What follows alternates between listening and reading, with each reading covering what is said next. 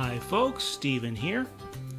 So this is going to be another one of our live stream discussions of a Pokemon Go Community Day. On Saturday we had the May Community Day with Alolan Geodude. And I decided to travel a little bit for this one. We'll sort of talk about that. Sure to have any comments. We'll also be talking about a few things that have been going on with the channel and whatnot, and some other stuff. But first off, as usual, I have a presentation, so we're going to go straight into that.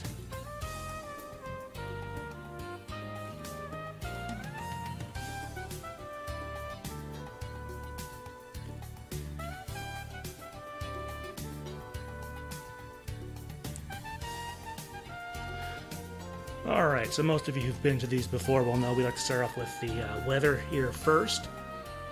First of all, let's take a look at last month. Let's see, on April 23rd, we had a very abnormally warm day for that one. It was a high of 81, normal is 60, low of 50, normal is 39, average wind speed 15 miles per hour. So on this month on Saturday, the 21st, you notice there's a little different thing there in the parentheses. Interesting.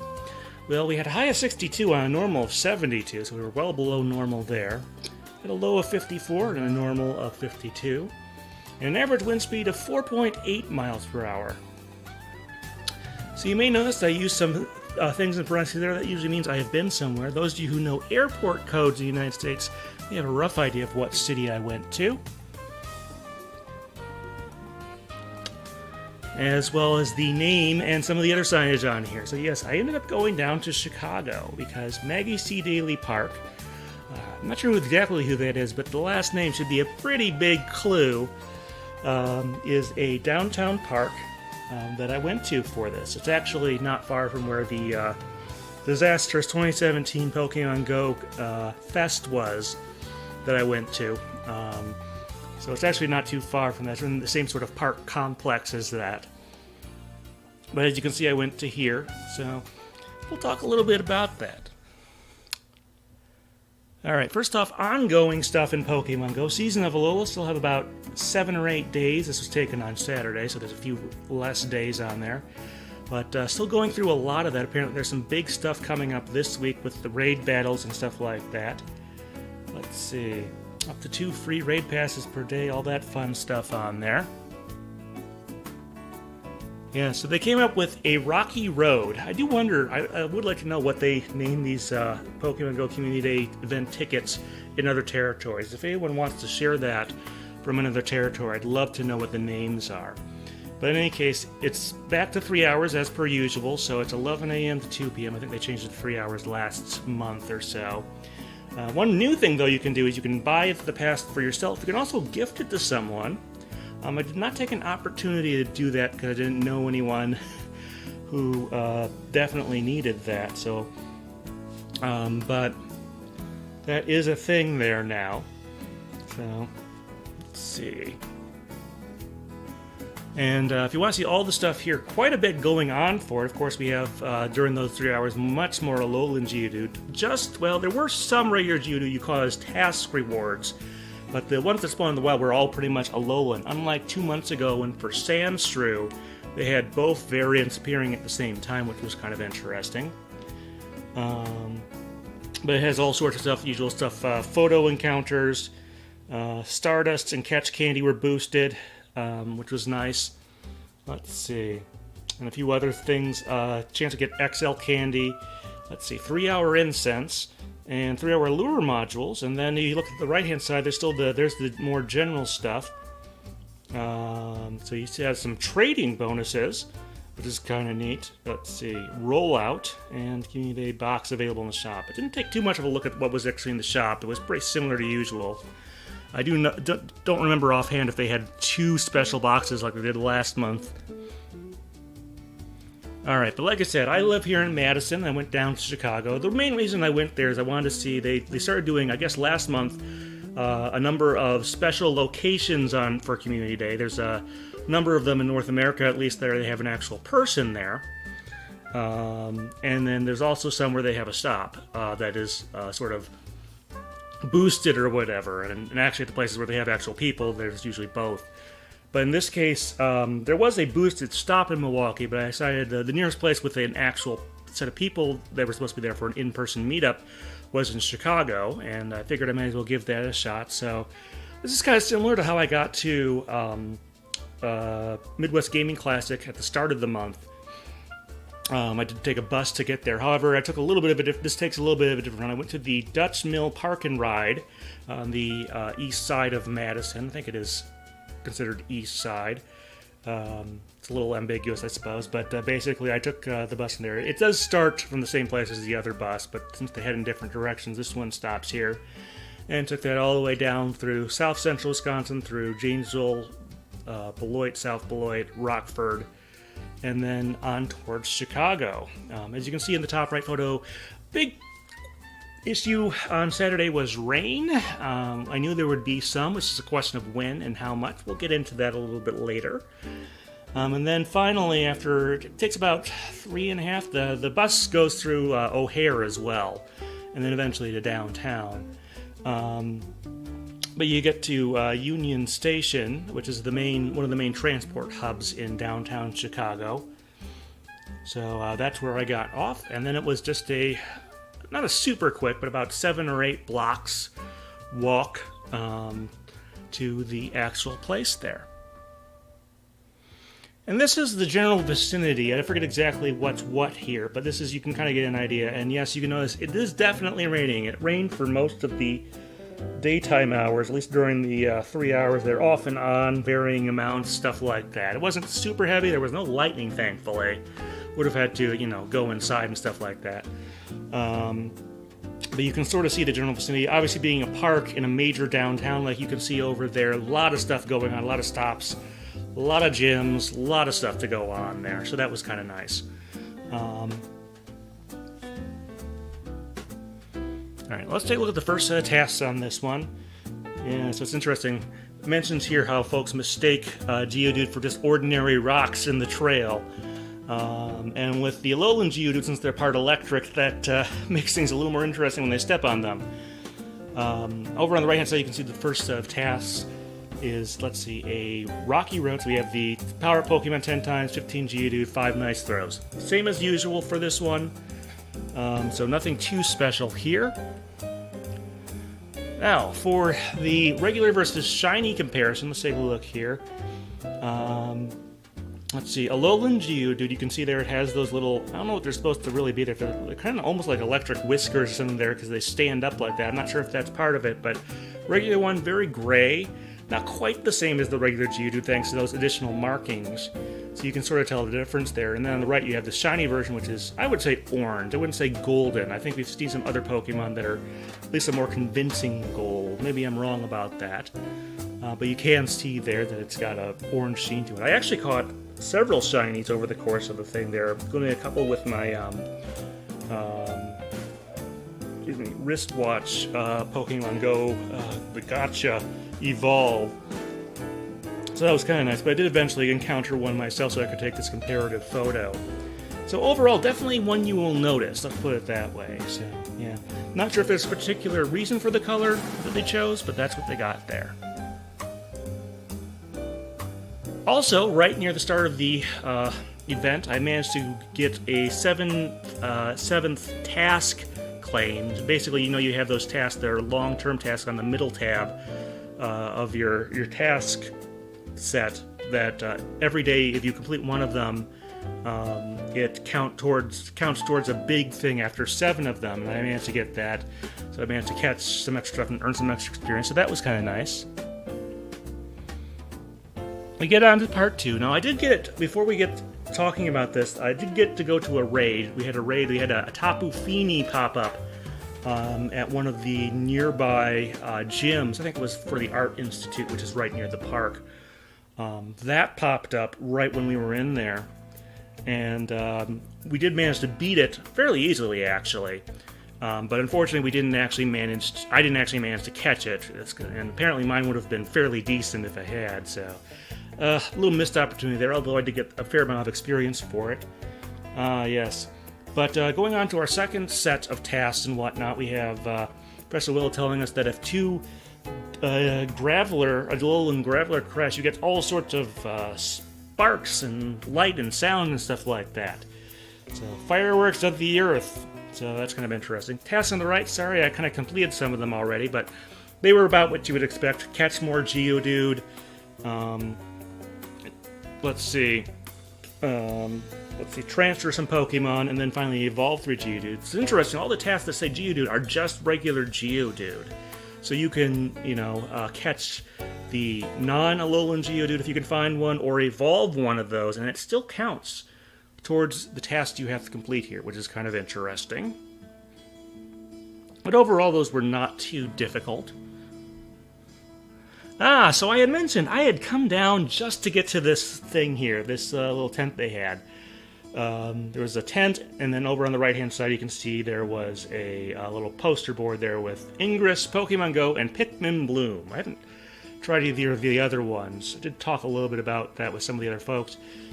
But basically, yeah, this is one of the places where they had an in-person thing, and they had some nice. I guess they were contracted in to do this. Some folks. They were from the local area, from Illinois, so it wasn't as if they flew them in from Niantic headquarters or anything like that. But in any case, and you have to forgive the photos a little bit. For some reason, instead of taking photos here, I took a screenshot of the photo screen. I have no idea how that happened. But you can see that they have a bunch of little things on there. Like this, I picked up this decal. I'm not sure what I'm going to use it for just yet. But you can see that right there. They had all sorts of stuff. They had like little hats, sunglasses, stuff like that. I should have gotten one of the codes they had for some bonus stuff. But the thing I want to mention, it was a little hard to find because the pin they put on the map for the orange pin that was on the map was near where that sign was for Maggie Daly Park. And this was not hugely far away, but you certainly couldn't see it from there. Part of the problem was they were setting up for the Chicago Triathlon, which may have been yesterday, I'm not sure, or maybe it's over Memorial Day weekend, but in any case, they were setting up for that, and that took up a fair amount of place and made it hard to find, but we did eventually find them. You can see they had a camera there, so they did take some brief interviews, which I'm sure that Niantic will cut together into some sort of fun video there, or stuff like that. They did have a little sign there that says, yes, you agree to be potentially photographed while you're around here. So that was kind of nice, and there were some other folks around there. I'm sure there would have been more if it wasn't raining throughout the day. That obviously did not super help. It wasn't, like I said, the worst rain I've ever seen or anything like that. It could be a lot worse. Overall, it was nice, but I'm not sure. We'll talk more about later about whether how justified I was in traveling that far. It's definitely something I wanted to see at least once, but we'll talk more about that later. As far as that board you see on the right hand, I did take an opportunity to take a nice little AR photo with Galarian Slowbro over there. I'm kind of sorry I don't have as many many pictures of the Chicago skyline. Chicago, for those of you who don't know, is the third largest city in the United States, and since LA doesn't have much of a skyline in terms of downtown buildings, they have one, but it's smaller than even what Chicago, even though Chicago's a smaller city than LA. Outside of New York, it's pretty much like the biggest and boldest skyline you'll see in this country. And you can see a few of them back there. I'm not sure if all those, which of those are office buildings, which of those are residential buildings and stuff like that, but the downtown Chicago area is commonly referred to as the Loop, referring to, I believe, the subway/L Loop that goes around that area. Maybe I may talk a little bit more about that before. But as far as this picture here, looks kind of nice. I see it. My friendship with Galarian Slowbro here did increase, so now it actually bounces back some of the Pokeballs if the Pokemon I'm trying to catch rejects them, which is nice. But yeah. Alright, moving on to part 3. So the tasks were not too difficult. Yes, Alolan Golem can shoot large rocks charged with electricity, but sometimes it shoots Alolan Geodude instead. So that's interesting. Like I said, they pull these things from the Pokédex entries, which is a fun one. Over on the right, you can see they still have the usual task there. 3 great curveball throws. I did get one of those on a Geodude, but I found it easier there. For some reason, I don't know if they did this on purpose. It seemed like there were a lot of Miltanks spawning where I was. Much easier to get a great of any sort on that, curveball or not on that, since Miltank is a much bigger target. It also reminded me back in the 90s there was a thing they did in Chicago where Chicago commissioned a bunch of cow sculptures that they put in downtown for a while. It's kind of semi-unrelated, but it did remind me a little bit of it. But it seemed like there were more of those. We do see, obviously, Miltank around the Midwest, at least, decently often, but it seemed like they were spawning those maybe just to make those great curveballs and other stuff like that a little bit easier for folks who had trouble with it. You have to evolve a Graveler. Again, that could have been either a regular Graveler or the Alolan one, although the Alolan one is the special one. And then we have transfer 10 Pokemon, and then you can see your rewards down there. So yeah, the curveball throws, it was a little more difficult than the rain for sure. I think I got at least one of those during the post-raid battle, since Tapu Fini is also a very large target. Don't feel like that particularly cost me. I only needed like one more, so I still had plenty of more tries, and it just did not work out for me on that raid boss. But yeah, so good stuff there. And as you can see here, I actually evolved one of each Graveler. I already had a Golem, but I decided to evolve one of each. And it says evolve one Graveler, so you see the picture there. And yes, it becomes the Golem that you see there, the Alolan Golem. And as you can see there, it has the rollout move, which it doesn't normally learn. Now, I have no idea if that builds up like it does in the main series games or how it mechanically works different. And you notice in the right-hand side, it says, so I was in Chicago, Illinois at the Community Day. Alright, so what happens next? Well, excuse me. Alright, yeah, so we get a dad joke from Professor Willow, which is pretty common with these. Rocks to have your help. I would love to, like I said, I would love to know on the other like foreign language version what that is rocks a I don't know if euphemism is the right word, but sort of a term for something that's really neat or cool or really good. And you can see on the right I have the rewards there. So yeah, I managed to complete this during the time, and then I did a little bit more while I was in Chicago. I didn't want to take a 3.5 hour bus ride just to do this. Yeah, I always like to tell you where I get food. This is, I don't know if it's Nafna or Nafnaf. I hope I'm not. One of those I hope is right. But anyway, this is a Middle Eastern small chain that has a couple dozen locations in the United States, one of which is on Michigan Avenue, which some of you may have referred to as the Magnificent Mile. There's a stretch of that has a lot of shopping and other stuff on it. But this is a chicken schnitzel pita of some sort. I forget exactly what they call it. It was pretty good. It was spicy. I decided to go out on a limb and try this there. It was pretty good. Like I said, they only have a few dozen locations, although I did find a second one a couple blocks west of this one here. But the food was good, and I definitely enjoyed that. Notable stops and gyms. So yeah, after I finished up the task, I sort of went around for a little bit and explored a little bit in the pouring rain. Like I said, it wasn't as heavy as it could have been. It wasn't fun, let's put it that way. So let's talk about a couple of these. Terzo Piano. I'm not sure if I'm saying that quite right. In any case, I actually want to talk more about the thing there. The restaurant itself, this is a restaurant that is, or a cafeteria basically, at the Art Institute of Chicago. The restaurant itself has actually been closed due to the pandemic and still is apparently. But the Art Institute of Chicago is a place I've been numerous times on, going back to, school field trips in the 90s and stuff. The most famous paintings you will see there are Sunday Afternoon in the Park, which is that Seurat painting that has all the little dots. So before we had computers that could do dithering, people did it. And this painting is much larger than you might think from looking at it in there. It covers the large portion of a wall in that room. It is huge, which gives you an idea of how much time the artist put on that one, which was kind of interesting, to say the least. The other one they're most famous for is American Gothic, which is a early 20th century, I think, one that has it's supposed to be like a couple of farm owners, a man and a woman, although there's a whole story behind it being like the painters, like dentists and stuff like that. But in any case, it's been lampooned many times, most notably in the opening sequence of the sitcom Green Acres. So if you don't know what that looks like and you can't find American Gothic for some reason, yeah, there's a TV show that based part of its intro around it. So that's kind of interesting. But I did want to show at least one stop from there. That institute, that art museum, is right next to where this park is. So if you are visiting there, I strongly recommend you take a look at the thing there. I've been there many times. They have a number of other things in there.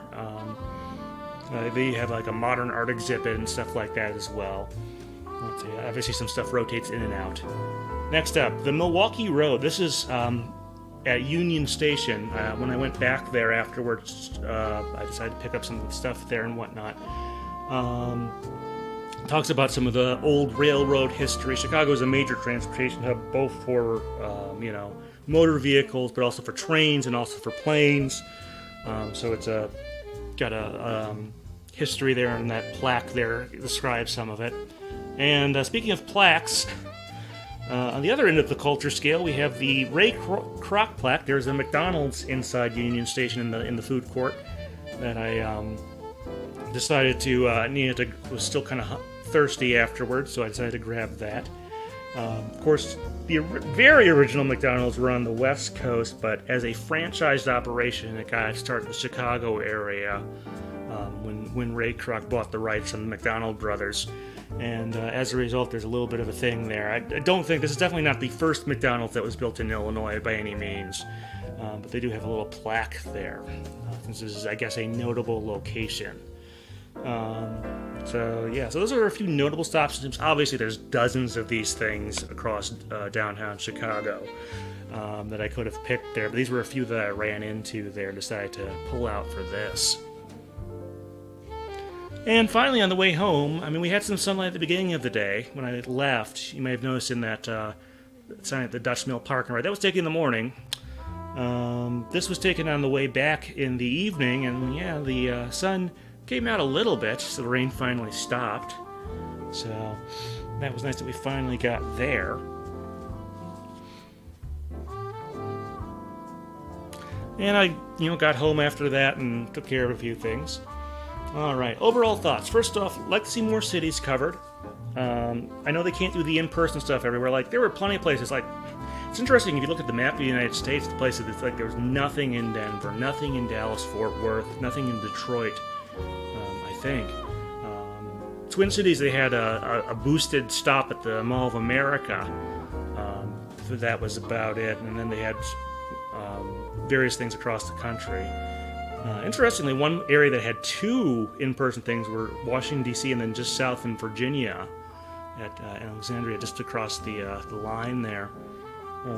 So that was interesting. I'm hoping they're adding more locations there, even if they can't bring people in person.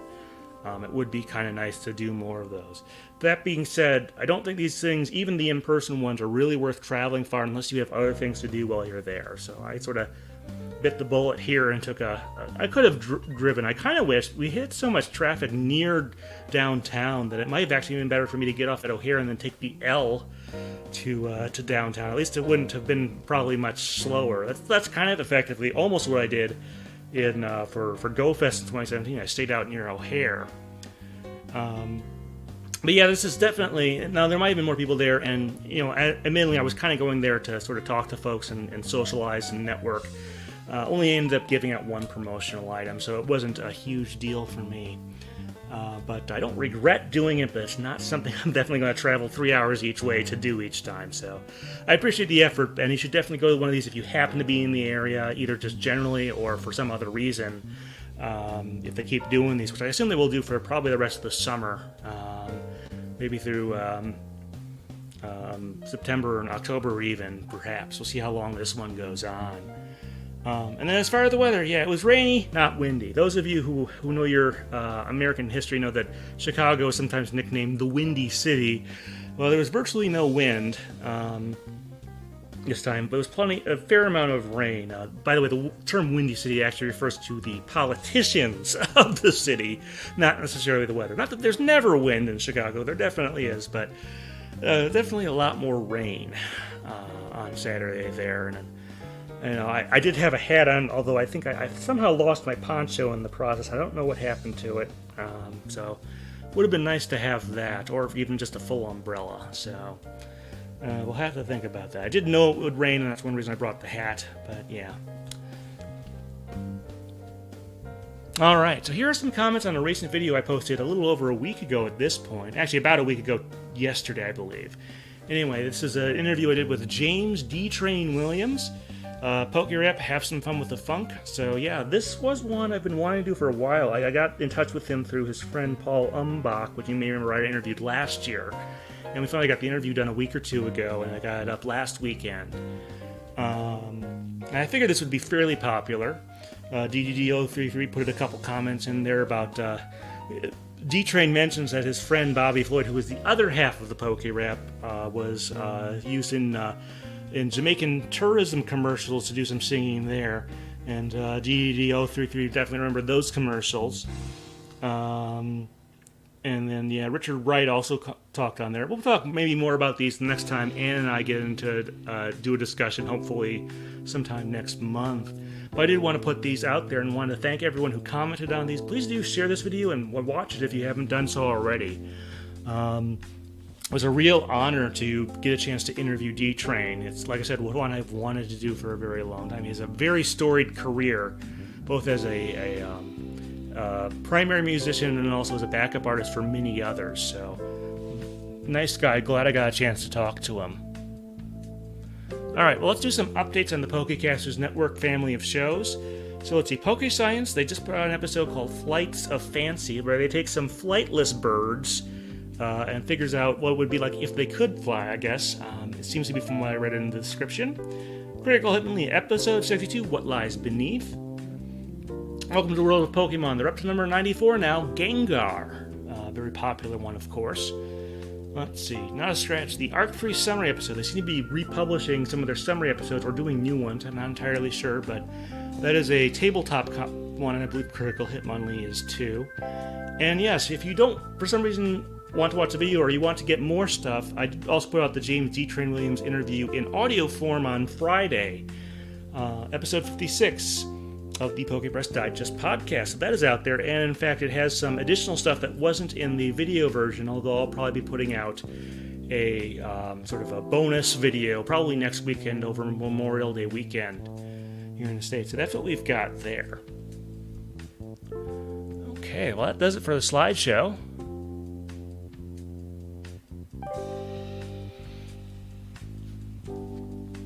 So yeah, be sure to let us know what you sort of thought about this community day. Did you go to one of your local locations? Like I said, I don't plan on heading back there on a lark. I just kind of wanted to see what it was. But you do get some stuff, especially if it's an in-person event. So I would say that if you're in the area, either just normally or just on a trip or something, I would say check that out, but don't make a big deal out of it. But I do want to know, what did you get for this community day? All right, folks, thanks.